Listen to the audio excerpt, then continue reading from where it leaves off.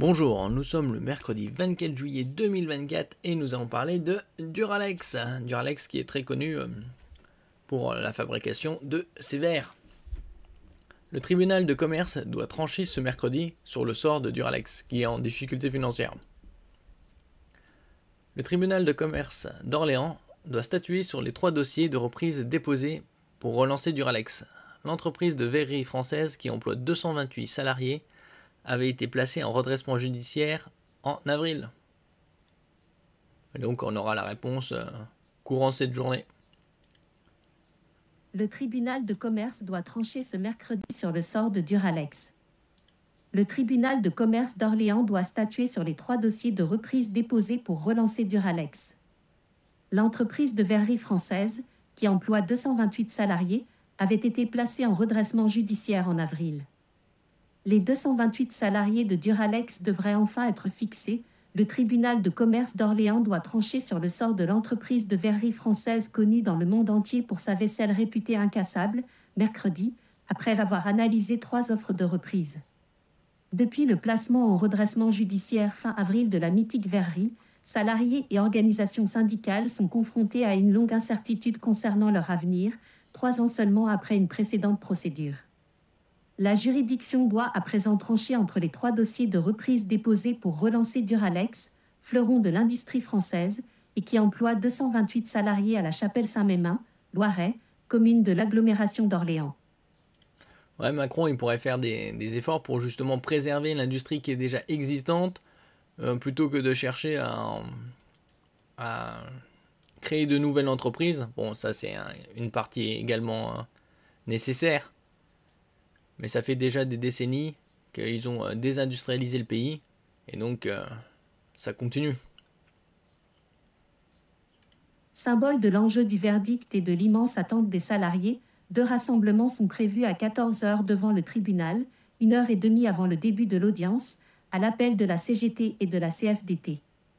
Le président de la région Centre-Val de Loire, François Bonneau, et le maire d'Orléans et président d'Orléans Métropole, Serge Grouard, seront également présents à leur côté.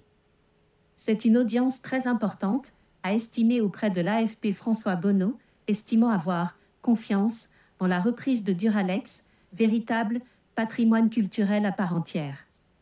La CFDT et la CGT sur des lignes différentes. Parmi les 3 offres, la proposition de société coopérative de production, SCOP, est la mieux-disante en termes d'emploi, soutenue par 60% du personnel et portée par la direction du site.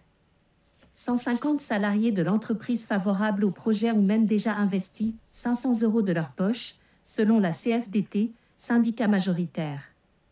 Cette offre prévoit le maintien de la totalité de l'effectif et a obtenu l'appui des élus locaux, dont celui de la région, qui a promis son soutien sous forme de garantie bancaire. La métropole d'Orléans a en outre proposé de racheter le site de la verrerie, pour une somme évaluée entre 5 et 8 millions d'euros, afin d'aider à convaincre les banques de financer le projet. On veut prendre notre destin en main avec ce projet, a dit à l'AFP Suliman El Moussaoui, délégué syndical CFDT. La deuxième offre est celle de la Sarl Tour et compagnie, détenue par Stéphanie et Adrien Tour. Le couple possède 2 verreries, Walter Sperger, Seine-Maritime, reprise en 2018 et spécialisée dans le flaconnage de luxe pour la cosmétique avec une 40aine de salariés, et la Rochère, Haute-Saône, qui compte une centaine d'emplois et travaille notamment pour les arts de la table. Leur plan prévoit de conserver 179 salariés et envisage l'instauration de synergies techniques et commerciales au sein du groupe.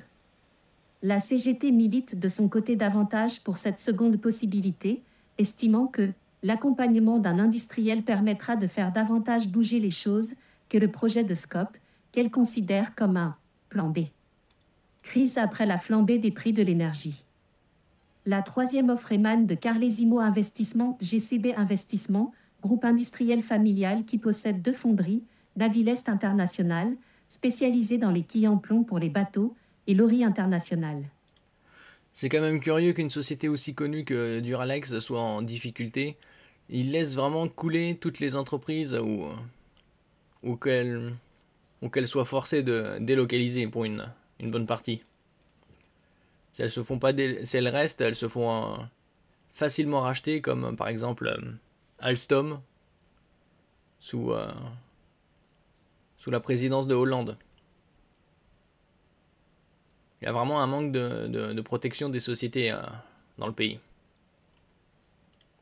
Elle ne propose la reprise que de 100 emplois. Ce rendez-vous devant le tribunal de commerce devrait être l'épilogue d'une nouvelle crise connue par Duralex, régulièrement confrontée à des difficultés financières depuis une vingtaine d'années. Récemment, l'entreprise a subi la flambée des prix de l'énergie après l'invasion de l'Ukraine par la Russie en 2022, sauvée temporairement par un prêt de 15 millions d'euros de l'État. Duralex est en difficulté depuis pas mal d'années, avait concédé la PDG de l'entreprise, Géraldine Fiacre, dans un entretien au quotidien régional La République du Centre, en avril. L'entreprise, qui fut la fierté de la production industrielle française, qualifiée de « Tour Eiffel de la vaisselle », est actuellement aux mains de la Compagnie française du verre, également propriétaire de Pyrex, qui l'avait reprise à la barre de ce même tribunal en 2021. Et donc, le repreneur sera connu d'ici quelques jours, le 26 juillet. Les 3 candidats pour la reprise de la VR et du Duralex, qui ont été cités précédemment, ont été auditionnés le 17 juillet par le tribunal de commerce d'Orléans. La décision a été mise en délibéré au 26 juillet. Le syndicat FO est favorable au projet de Scope. La seule des 3 offres à conserver les 228 salariés.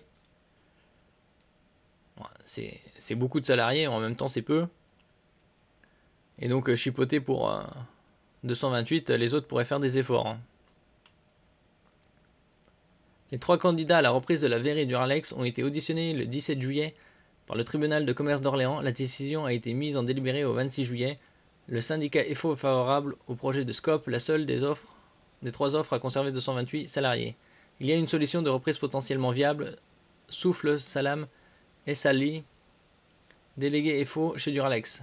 Le 17 juillet, le tribunal de commerce d'Orléans a longuement auditionné à tour de rôle les 3 candidats en lice pour acheter la célèbre verrerie basée à la Chapelle Saint-Mémin, dans le Loiret. L'entreprise, confrontée à des difficultés financières, avait été placée à sa demande en redressement judiciaire le 24 avril. 2 mandataires avaient été nommés et une période d'observation de 6 mois avait été ouverte. Près de 70% des salariés ont investi dans la Scope. Les élus locaux sont prêts à mettre la main à la poche pour sauver un produit emblématique de la région. Selon le président de la région Centre-Val de Loire, François Bonneau, cité par l'AFP. Selon France Bleu, la Scope a déjà réussi à lever près de 5 millions d'euros auprès des banques sous forme de prêts garantis par la région Centre-Val de Loire. Vu la renommée de Duralex qui est connue de tous, ils auraient pu ils auraient pu déjà sauver l'entreprise dès le départ. Quand on voit que Macron et compagnie dépensent des milliards à tort à travers le monde et pour des projets relativement merdiques, on pourrait faire ça pour cette entreprise emblématique. La métropole d'Orléans s'est également engagée à racheter le site de l'usine pour plus de 5,6 millions d'euros. C'est très peu, 5,6 millions. C'est une goutte d'eau. Hein. Comme si l'État n'avait pas l'argent. De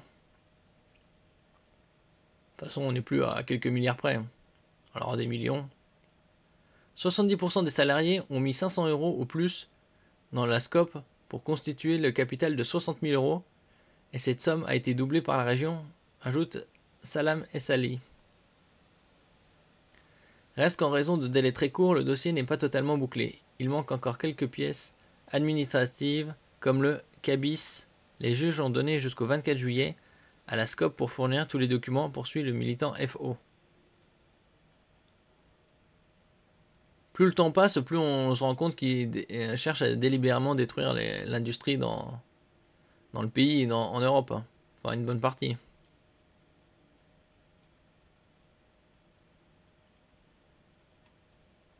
Deux autres projets menacent d'une casse sociale. L'autre offre émane de l'associé Tour et compagnie, détenue par le couple industriel. L'entreprise possède déjà 2 verreries, l'une spécialisée dans le flaconnage de luxe pour la cosmétique, l'autre dans les arts de la table. Selon Salam Essali, l'entreprise envisage d'investir 11 millions d'euros, dont 2 millions en fonds propres. Le reste est issu de BPI France dans un emprunt de 7 millions d'euros. L'objectif est de relancer l'activité de Duralex, notamment en testant de nouveaux produits chaque année. Un projet industriel bien ficelé selon FO, mais qui présente des failles. Socialement d'abord, ce candidat ne reprendrait que 182 des 228 salariés. Pourquoi chipoter pour 48 salariés? Il pourrait faire des efforts. Un plan social est annoncé pour que les 46 postes supprimés, même si la direction se réserve la possibilité de faire des réembauches en fonction des besoins dans les 2 années à venir. Ensuite, le candidat a bien spécifié qu'il refuserait de payer les droits à polluer de l'ancien propriétaire qui ne les avait pas réglés avant le placement de l'entreprise en liquidation judiciaire, soit une enveloppe de 1,2 million d'euros. Il a également annoncé son intention de fermer l'usine 1 mois par an en août en mettant le four en veille, mais ce ne s'est jamais fait. Un four ne s'éteint pas comme ça, c'est très compliqué. Explique le délégué FO. Ouais, pourquoi éteindre? Ils peuvent réduire la cadence à la limite. Ou trouver de nouveaux clients. Dernier candidat en liste, le groupe industriel Carl Simo Investment GCB Investment. Il possède déjà 2 fonderies, l'une spécialisée dans les quilles en plomb pour les bateaux et l'autre dans les contrepoids pour les grues de chantier. L'entreprise prévoit de reprendre que 125 salariés. Bon, c'est un peu plus de la moitié. Ce qui induirait une centaine de licenciements. Ils n'ont jamais travaillé dans la verrerie, leur offre n'est pas cohérente avec notre outil de travail et n'a pas vraiment été détaillée, poursuit Salam Essali. D'ailleurs, contrairement aux 2 autres présentations qui ont duré 2 heures, celle-ci n'a duré que 15 minutes. Oui, bah 15 minutes, ça vaut pas le coup. Hein. C'est pas sérieux 15 minutes. Face à 2 heures de présentation. Le tribunal de commerce d'Orléans-Loiret a mis sa décision en délibéré au 26 juillet, c'est-à-dire dans 2 jours. Les salariés, déjà confrontés à plusieurs situations de crise en cours des 2 dernières décennies, vont donc devoir vivre encore quelques jours dans l'incertitude quant à leur avenir. Nous sommes favorables au projet de Scope, qui a marqué beaucoup de points lors de l'audience, ajoute le militant FO. Beaucoup de travail a été fait sur le financement et la stratégie de reprise. Il n'y a pas de casse sociale et elle a le soutien des élus. Voilà, donc sur 3 propositions, il y en a une qui est assez ridicule puisqu'il n'y a eu que 15 minutes de présentation. Les 2 autres, c'était 2 heures. Et ça, le Scope reprend à 100% les salariés de Duralex.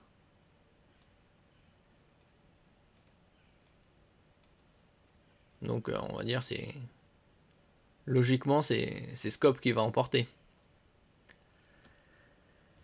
Merci pour votre écoute. N'oubliez pas de mettre un j'aime, un commentaire, de partager et de vous abonner à la chaîne. À la prochaine fois.